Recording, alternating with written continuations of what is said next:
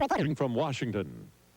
It is the worst disaster in the history of the American space program, and President Reagan has declared a week of mourning for the 7 astronauts, 5 men and 2 women, who lost their lives on their way into space this morning.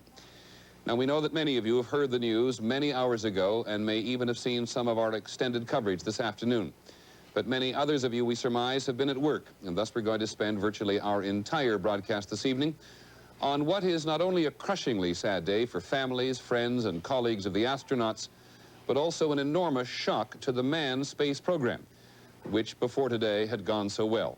Never before have American lives been lost in flight. We will try to answer many of your questions, but as of this evening, many questions remain unanswered. We begin at Cape Canaveral with ABC's John Quinones. They gathered for what turned out to be their last meal at 6:48 this morning, the ceremonial breakfast. For months, they had trained together. Astronaut Ellison Onizuka from Hawaii, the star of this mission, New Hampshire schoolteacher Christa McAuliffe, mission commander Dick Scobie, pilot Michael Smith, astronauts Judith Resnick and Ronald McNair, and payload specialist Gregory Jarvis. After 3 days of delays, they appeared tired, but quickly rejuvenated by applause as they headed for the launch pad. Scobie, followed by mission specialist Judy Resnick, Ron McNair, and pilot Mike Smith, followed by Christa McAuliffe, teacher in space, Ellison Onizuka, and payload specialist Greg Jarvis. Final preparations before liftoff. The ground crew gives McAuliffe an apple for the teacher, and wishes of good luck. Initially, liftoff was scheduled for 9:38 this morning, but again there were problems. A hard freeze overnight left ice on the launch pad, a 2-hour delay, and then NASA discovers a faulty fire detector on board the shuttle, another hour's delay while it's replaced. Finally, the liftoff was set for 11:38. A crowd of some 500 spectators, including 18 visiting school children from McAuliffe's hometown of Concord, New Hampshire, waited anxiously and then counted down.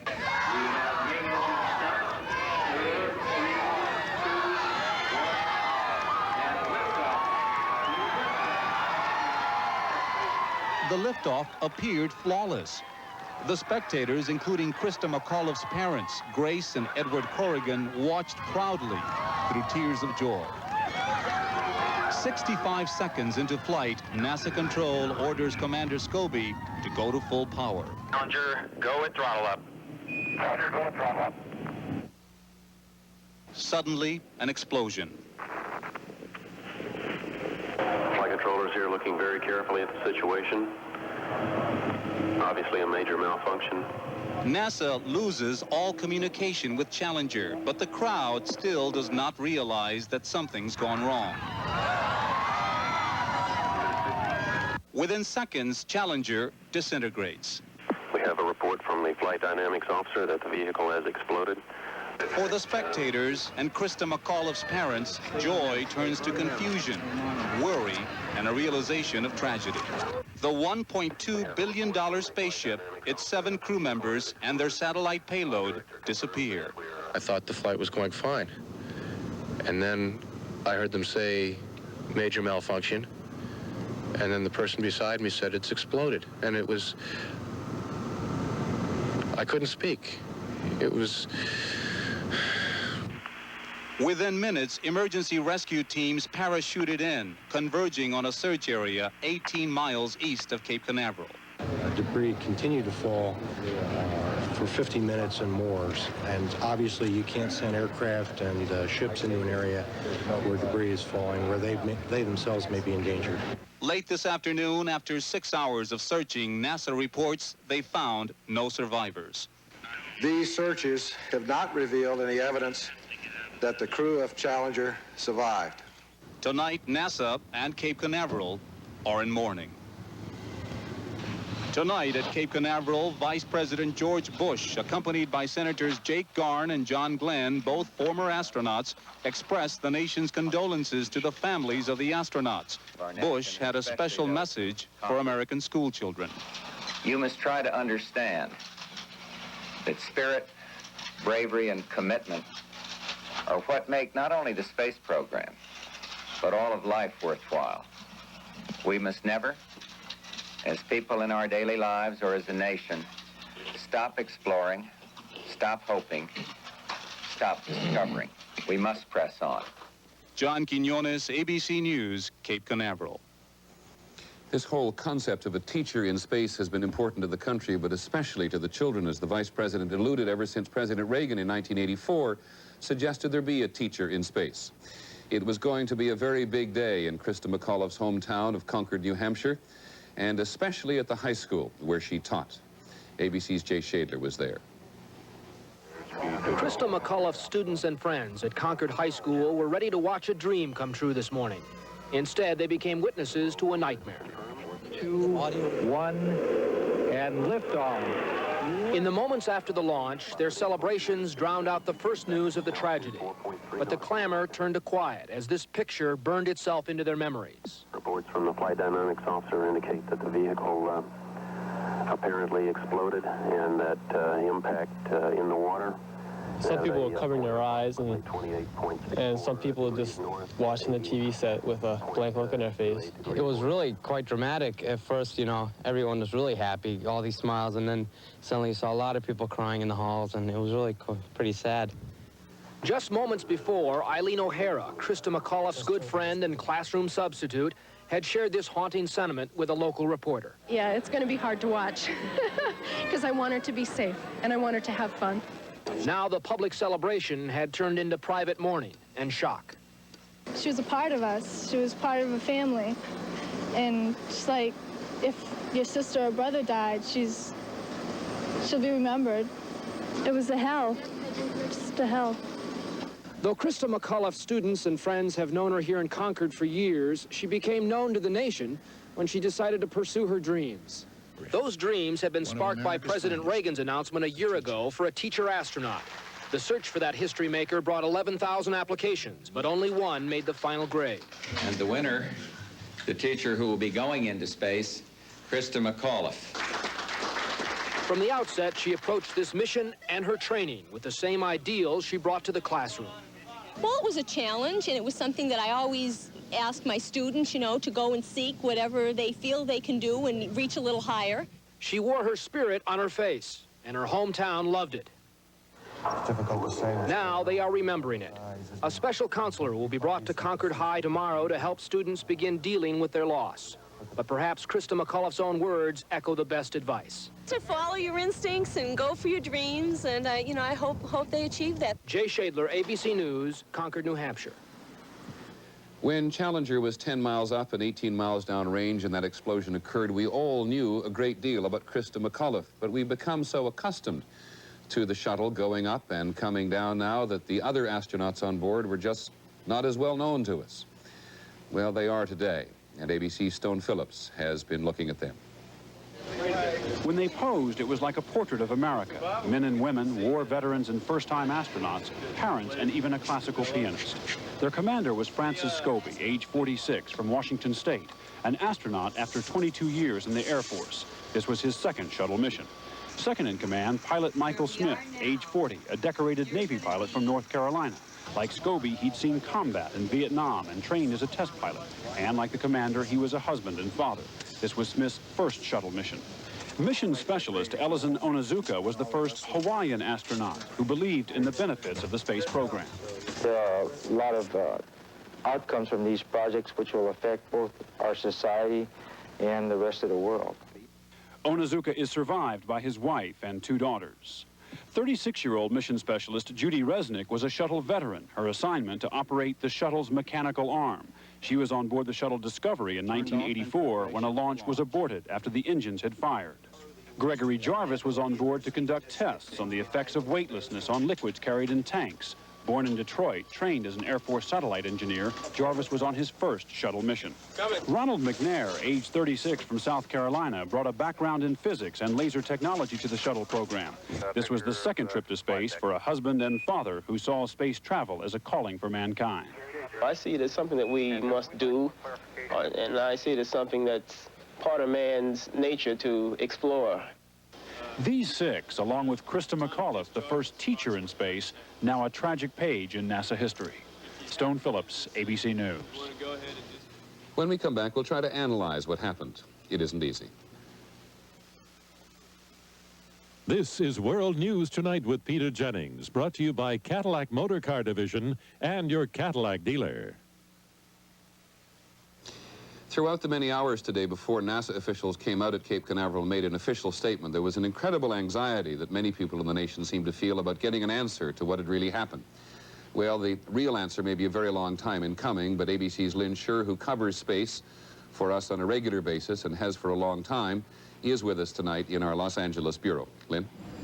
Well, Peter, all the NASA experts, those review boards, are certainly going to check all the data they can gather, and they are going to be looking at all the pictures they can see. And those are the exact same pictures that we have been looking at also, and we've been taking a closer look at those last tragic moments. Here you see what they call a nominal ascent. All those words, textbook, picture perfect, and then suddenly a tiny flame just where the fuel lines go from the big external tank into Challenger itself. On the left with the arrow, a plume where gases from the tank are forming, obviously feeding the fire. Now you will see the flame creeping up the external tank in between the tank and the shuttle itself. This is the beginning of the huge catastrophic explosion that absolutely engulfed the entire system. You will see a second explosion right at the top of that big external tank. This is obviously what put the entire thing into flames and probably what destroyed the shuttle almost instantly. Now for a moment the smoke clears and we see emerging apparently the top of Challenger. We think this is the last picture we have ever seen of Challenger before it fell to the sea with its precious cargo. And as the sequence is going to continue, you will see that mammoth, horrible explosion on the right. One of the solid rocket boosters split away now from the tank and the shuttle itself. These boosters cannot be controlled once they're lit, so it has obviously gone off on its own into the wrong place, but it does not appear, I repeat, appear from what we can see that it was the cause of the explosion or that anything happened to it. So that's the sequence. We can see that. We can try to understand it. What we don't know is why it happened, and that's what we now need to find out. Peter? Lynn, thank you very much. Joining us tonight from Houston is the former astronaut Gene Cernan from the Apollo program, and he also has seen this same sequence repeated many times throughout the day. Gene, I know your reluctance to speculate and share it with you, but do you see anything in those pictures which give us a clue? I think the analysis Lynn presented, the only one we have to work with because you know, we don't have access to the data, and it would take even us, if we had the time, weeks and weeks to analyze it. But just simply from the pictures, it sounds to me like her analysis, as it was portrayed, has got some substance to it. We can't answer why. We don't know why. We don't know why it might have happened, but from those pictures, we might very well be able to see what happened. Remember that tank that she referred to is carrying thousands and thousands of pounds of liquid oxygen and liquid hydrogen. Hydrogen is a propellant. It burns, it explodes. Liquid oxygen is the oxidizer, like air, which supports the fire, which allows it to burn. And if you burn it as a controlled substance, if you meter it and you burn them together properly like you do in the engines, it's an ally. But when you allow them to join in an uncontrolled atmosphere, what can happen did happen. Gene, very quickly, I'm afraid, but can you tell us why there was no escape mechanism on board today? Well, the shuttle was designed early with ejection seats, so that if something occurred, the crew on its first 3 or 4 flights could get out. It was a test program. The evolution of the shuttle under an operational vehicle took those seats out. The only escape mechanism, as it was planned, was that the shuttle itself, with an impending problem, one you could see coming, could get off those tanks, turn around, and land back at Kennedy Space Center. Obviously, they did not have time for that because they didn't know the catastrophe was occurring. Gene Cernan, thank you very much from Houston, and Lynn Scher from Los Angeles. When we come back, we'll have the reaction from the President and from Congress.